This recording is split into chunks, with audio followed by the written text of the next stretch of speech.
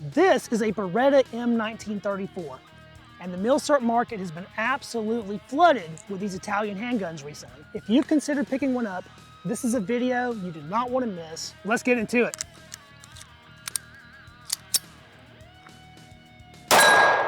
What's up guys, Readiness Reviews here with you again, and inside this box we have a Beretta M1934, a pistol that served as Italy's standard service sidearm for decades. It saw action in World War II, remained in service long after, and is one of Beretta's most iconic designs. Recently, these have been hitting the surplus market for about $350, but the big question is it worth it? Are these latest imports a solid collectible shooter, or just an overpriced, underpowered relic? Now let's get it unboxed, take it to the shooting range for some testing, and by the end of this video, we'll find out for sure whether or not this batch of Beretta M1934 handguns are truly worth it or not. Since we're unboxing an Italian military pistol, I thought it only fitting to open that with an Italian military bayonet.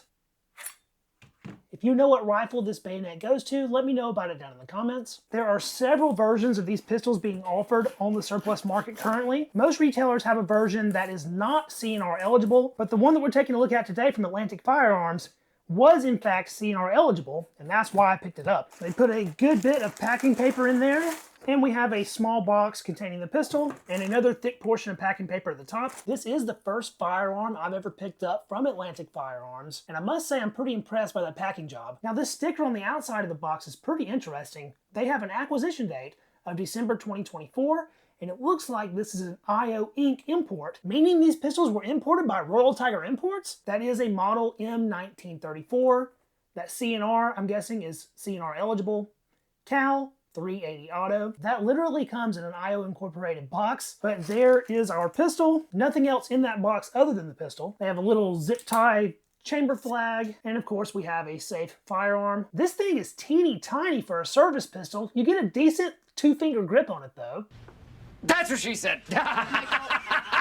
Right away we notice those distinct Beretta lines. It is a handsome handgun. These were listed as being in very good condition, and so far that is exactly what I would rate this pistol. The blued finish on this looks excellent. The markings appear to be very simple. On the slide here, caliber 9 Quarto, model 1934, PB, and a production date of 1972. 9mm Quarto is 9mm short, or 9x17, which is of course 380 auto. Our serial number is stamped in the frame, and our import markings are on the underside of the trigger guard here, IO Incorporated, Melbourne, Florida. Despite this being an Italian pistol, it was imported to the US from Switzerland, and apparently that's one of the reasons not all of these handguns are C&R eligible, despite most all of them being made more than 50 years ago. It's my understanding that many of them were actually reworked in Switzerland, and for whatever reason the time they spent there and the changes that were made to them sort of reset their C&R clock.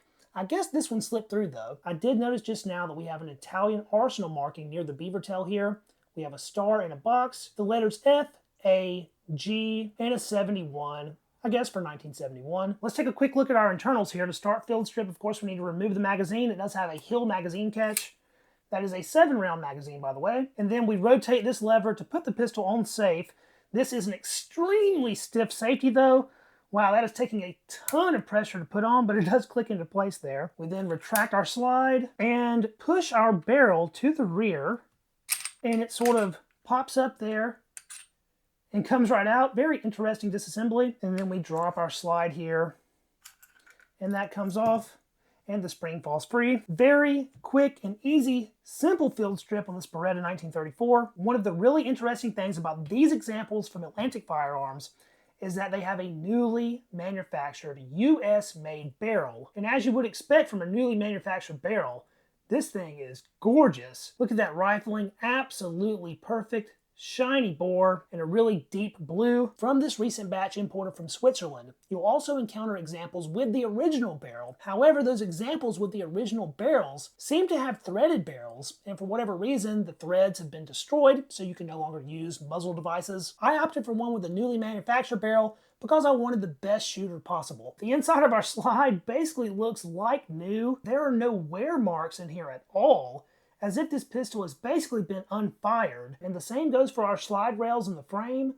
Deep, dark blue finish all around. The condition here almost looks too good to be true, and that leads me to think that these pistols were most likely refinished at some point. The slide has no signs of holster wear, nor does the frame or grip. The recoil spring is quite small for a simple blowback gun, but looks to be in outstanding condition. While the barrel is installed in the handgun, this notch on the underside of the barrel sits on the safety here, and when this firearm cycles, the barrel stays in place and the slide moves around it. Everything does appear to be unlubed and pretty darn dry, and here in just a minute we're taking this guy out to the range to shoot it, so I suppose it could use a little bit of lubrication. We'll do a little drop on each of the slide rails here. That safety was super stiff, so I'm going to hit the safety with a little drop too, just a little bit on the top of our barrel. And now let's get it back together. Recoil spring in, slide on, retract that all the way and push the safety up into the locking notch that'll hold the slide back. Replace the barrel, push it down and pull it forward so it slides into its little notch on the inside there. And then release the slide. Super stiff safety off. And we should have a functional pistol once more. Despite being imported by Inner Ordnance, this thing came extremely clean and it looks to be in outstanding shape. I expect it to be a pretty good shooter. But I think that probably poses the main question we all have. How does it shoot? So let's move it on out to the range and see how it does. And here we are with our remarkably compact Beretta M1934. Before taking our first shots here, I will mention that the sights on this pistol are pretty darn small, but don't actually look all that bad, to be honest. This is a single action only design, so in order to pull the trigger, the hammer has to be back. I've loaded up 7 rounds of tool steel cased ammo here, which is literally the bottom of the bin ammo. If the pistol functions okay with this, I'm sure it'll function with anything. Let's load it up here.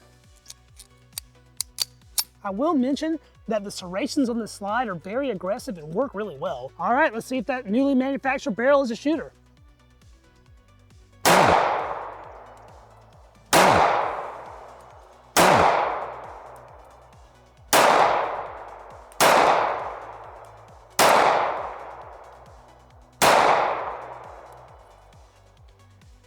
Well, that was 7 of 7.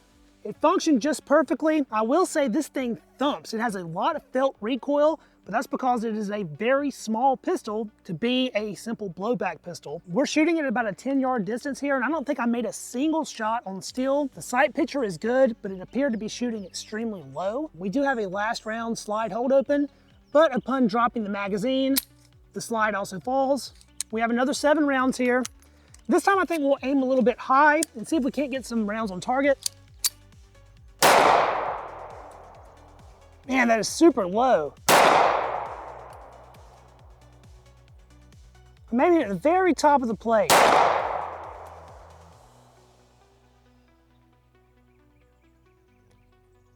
That was over the plate, about an inch or two.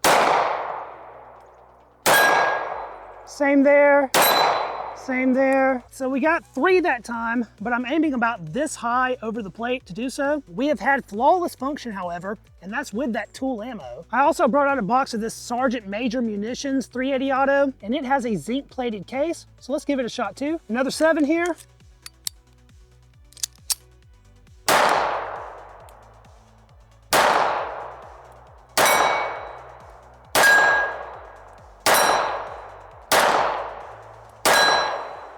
Again, all 7 shot perfectly, and I did manage to make more hits that time.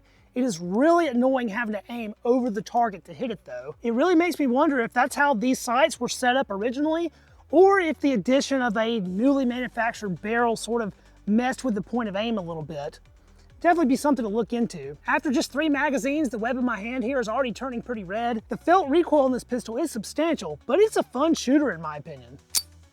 Let's get a slow, deliberate trigger pull here and see how it does.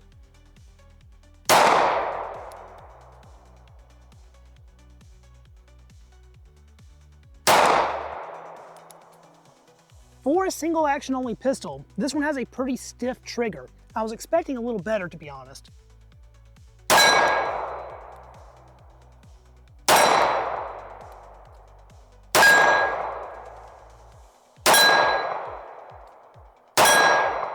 Yes, certainly not the best, but far from the worst. Completely adequate for a service handgun, I suppose. You could theoretically carry these 7+1, but there is no way I would do that with the ridiculously stiff and oddly placed safety. Now that we've done some shooting, let's briefly gloss over the history of these interesting little Italian pistols. The Beretta M1934 was designed in the early 1930s as a compact, reliable sidearm for the Royal Italian Army. It officially entered service in 1935 and became the standard military sidearm of fascist Italy during the Second World War. This pistol is quite small for a standard service arm. That, along with it being a simple blowback design, meant that they couldn't use a super powerful cartridge for the handgun, so they settled on .380 auto. During World War II, the Beretta M1934 was widely used by Italian troops, but also saw use by police forces and even German military service after Italian capitulation in 1943. This design is renowned for being rugged and reliable, although underpowered compared to a lot of other standard service guns. After World War II, the M1934 continued being used by Italian police and military, and it even found its way onto international markets, being used by several other countries around the world. Despite being a pre-World War II design, Beretta continued producing these pistols for decades after the end of the Second World War. Many examples like this one were produced in the late 1960s and early 1970s, but apparently production didn't cease completely until the early 1990s. It remained Italy's standard service arm into the 1950s, where it was ultimately replaced by the Beretta M1951.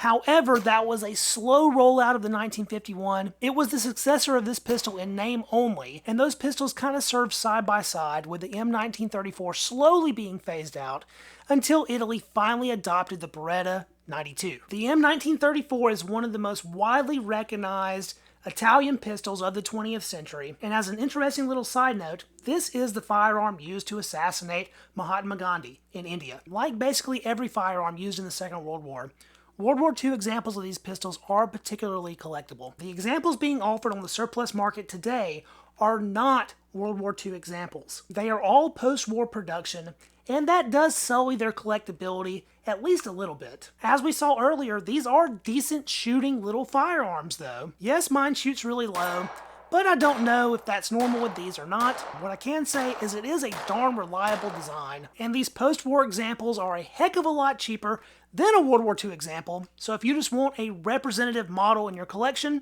this might be a good option. Depending on condition and individual features, these are coming in at that $300 to $350 price point here on today's surplus market. And for that kind of money, if this is a firearm that interests you, I do think they are a good value. And I'm especially surprised how nice looking this particular example is. I mean, it is nearly perfect, and for $350, that's worth it in my opinion. So that was my C&R-eligible example with a newly produced US-made barrel. I would be very interested to see how one of the examples with the original barrel both perform and what kind of condition they're in.